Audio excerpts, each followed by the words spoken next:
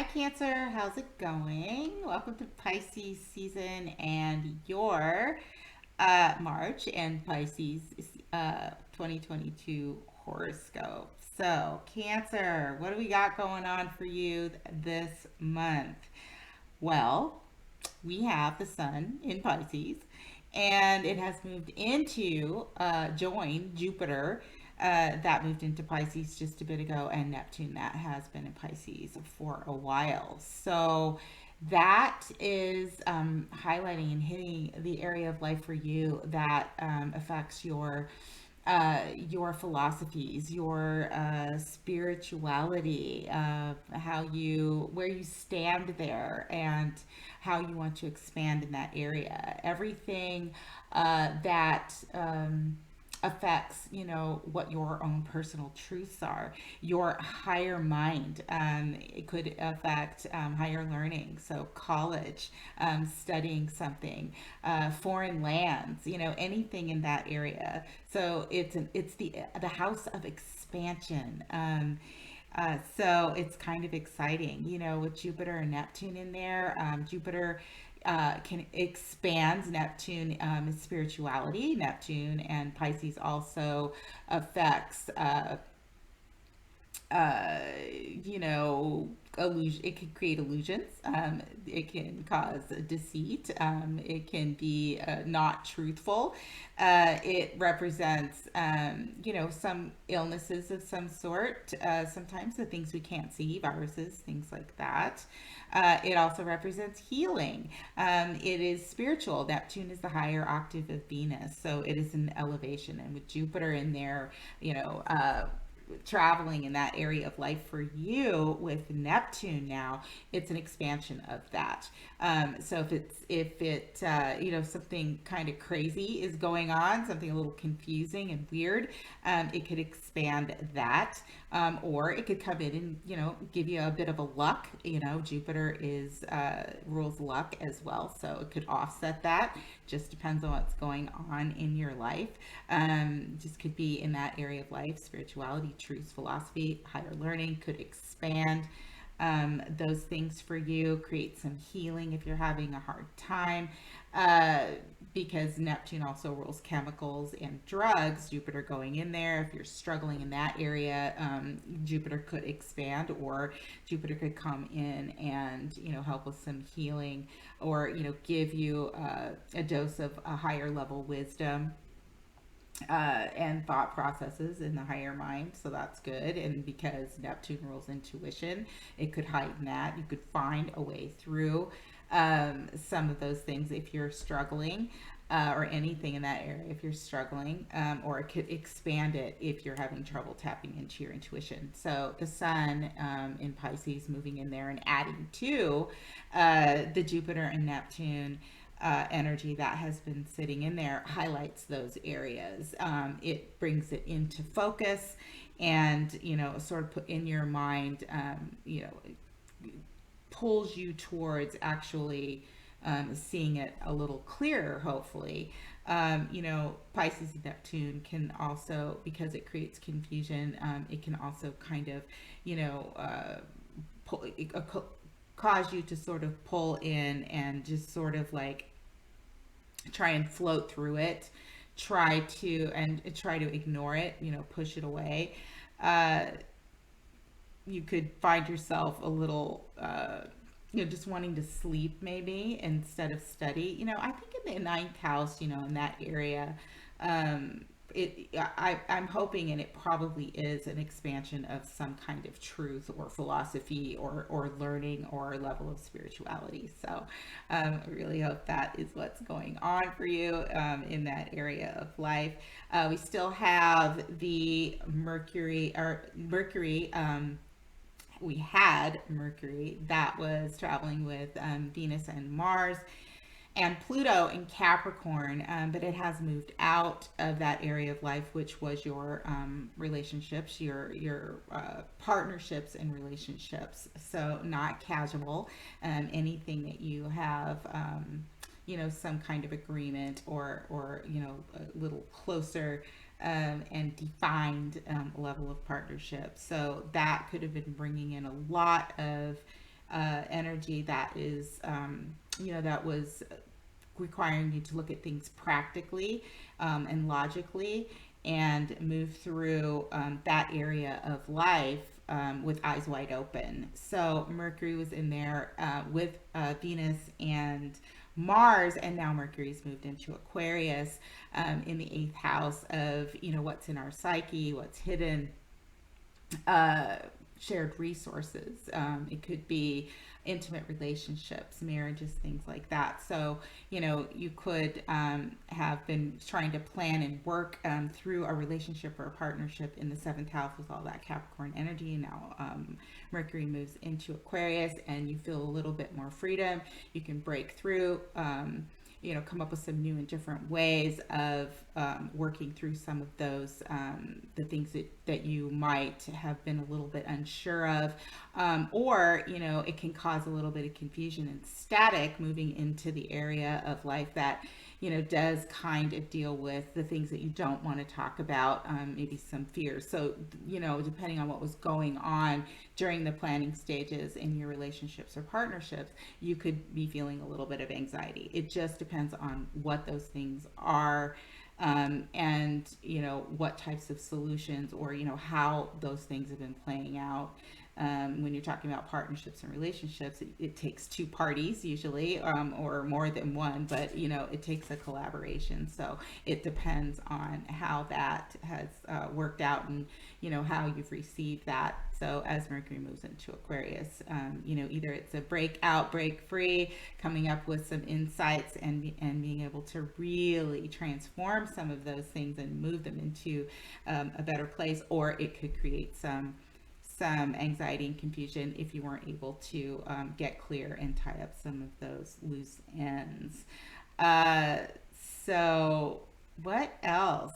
Venus and Mars are conjunct, still traveling together till the middle of March, and when they start to separate, Mars and Venus, again, if that's in the seventh house, like I was explaining just a minute ago, partnerships and relationships. And, Mars wants to take action, practical action. And Venus wants to create something practical, stable, comfortable, something of value. So with Mars and Venus traveling together, it is can be a nice balancing energy, a nice give and take kind of energy. And Capricorn is responsible and, building something that is tangible. So, hopefully that's what has been going on. Capricorn, Saturn is ruled by Capricorn, so it can be a little rigid. Again, in that area of life, it requires collaboration. So hopefully you will come out of that with something much stronger and stable for you in your life, hopefully. So, what else? Oh, okay. So, as the sun moved into Pisces in the beginning of Pisces season, which was not long ago, it's just last week, it did square the nodes in Taurus and Scorpio that are transiting in the collective. And Scorpio South Node, Taurus North Node. Scorpio is ruled by Pluto, so that node is going to bring up things, secrets possibly will bring up things that that we might be fearful of. Could bring things up that are mystical, so it could be a bringing up of gifts. Maybe we have that in our ancestral DNA. That would be a great thing for the South Node to bring up. Could bring back people from the past, things to be resolved. When that sun squared those nodes, that creates tension. So the sun highlights things. So it could have highlighted and created a focus on something that needed to come up to be dealt with. Could have been a surprise, if it wasn't something that you were, expecting, or it could have been something that you just hadn't wanted to deal with, and now that you are, and now that you have to, the sun can just sort of shine a light. It's it combusts it. It kind of the sun is a ball of fire. So it may not have affected you yet. That square was there, so it did affect that area of life. If you had planets in there that it was actually touching, then there could have been an intensified focus on something going on in that area of life. Um, and if not, then as it travels through, if you have planets in there that are in earlier degrees, because when the nodes transit, they start at the end and they move the opposite direction that planets do. But at some point in the next year and a half, if you have planets or points in the area of Taurus and Scorpio, they will be affected, could be squaring something else in the future, but just the area of life from where the sun squared the first few days of Pisces season could have affected those areas of life. And those nodes for you are traveling in the area of your children, romance, and that's where the Scorpio energy is. And then Taurus is traveling in your 12th house. So that's where that North Node would have been traveling, and that's the house of what's hidden, the house of your dreams, your intuition, secrets. It is also the house of self undoing. Uranus has been traveling in that area of life for you for some time, and that node will eventually meet up with that in the next year.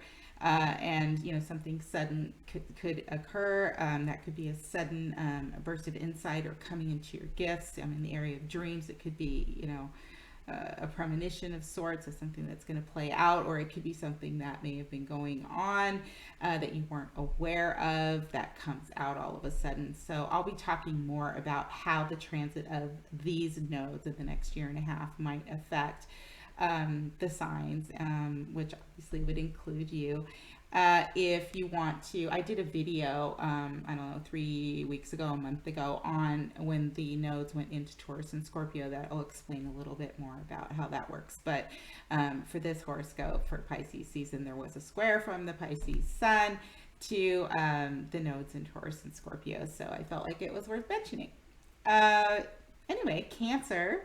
That's what's going on. With all this Pisces energy, it's a water sign. Cancer is a water sign, so Cancer risings like to feel comfortable. They are emotional and protective of their emotions and the people in their life. They can be they can be a little bit, when they're in a protective mode and they feel like they're being threatened, there can be a bit of moodiness there. So if you've been dealing with some serious things in that seventh house of relationships and partnerships, where the Capricorn energy has been sitting, it could have been, it could be a little bit of a push and pull there.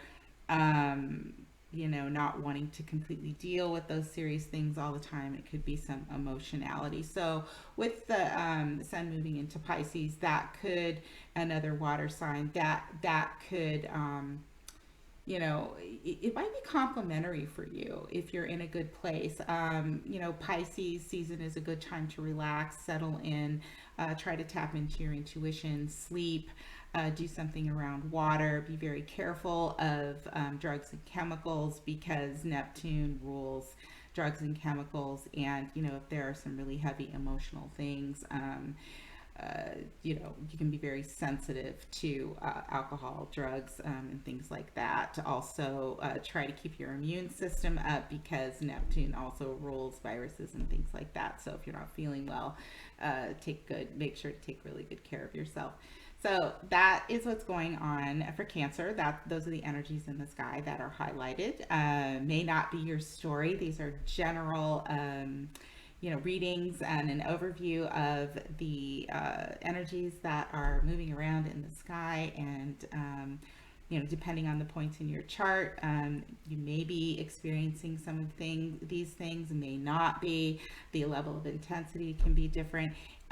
It just depends on what's going on in your life and your other placements. And if you're interested in taking a look at what those are, I'd love to read for you, birth chart reading, anything that you want to look at in terms of what's coming up, maybe a relationship, with all that seventh house stuff, and unpacking relationships and partnerships. I'd love to do that. Get a hold of me at GeminiFire65@msn.com.